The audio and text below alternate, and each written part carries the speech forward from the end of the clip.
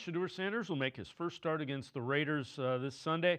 Hall of Fame quarterback Kurt Warner with a look at a sack Sanders took against the Ravens. This from Warner's Quarterback Confidential. In this scheme, who do we have that we can throw it to hot?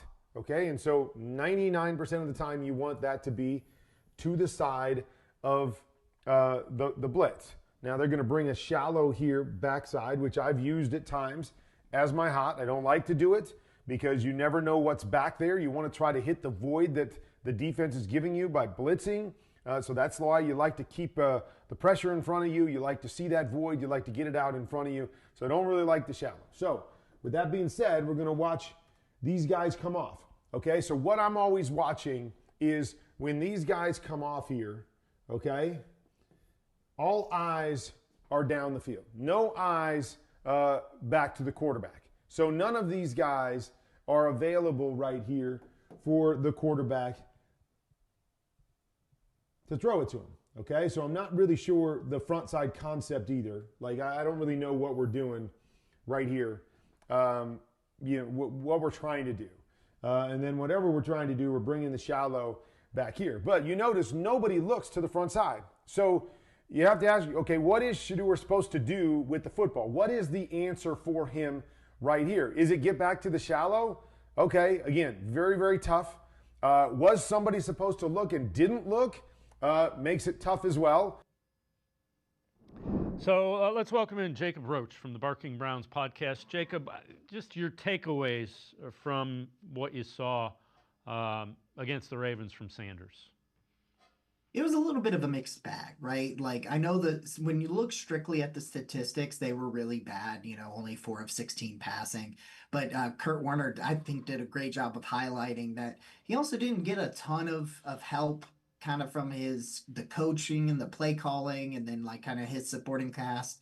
And his offensive line, they lost both tackles during the game and he was blitzed, just a lot of cover zero, just bringing the house. And he likes to hold on to the ball sometimes, but what I think you really saw was the highs and the lows. Like he had a couple of throws in that game. Like he attacked the field vertically.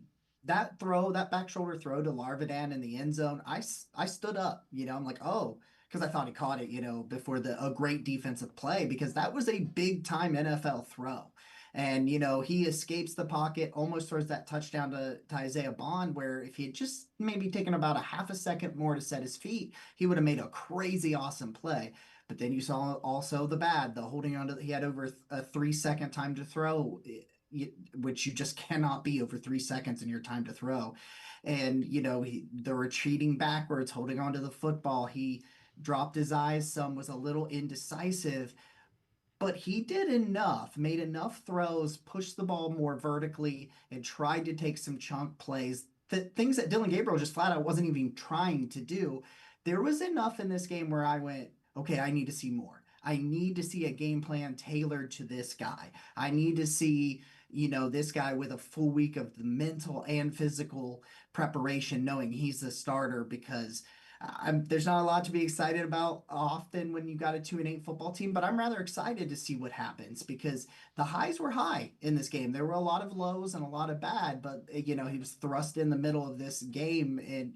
But I'm really excited because I think it could look a lot different this Sunday. I'm just excited to see what he can do.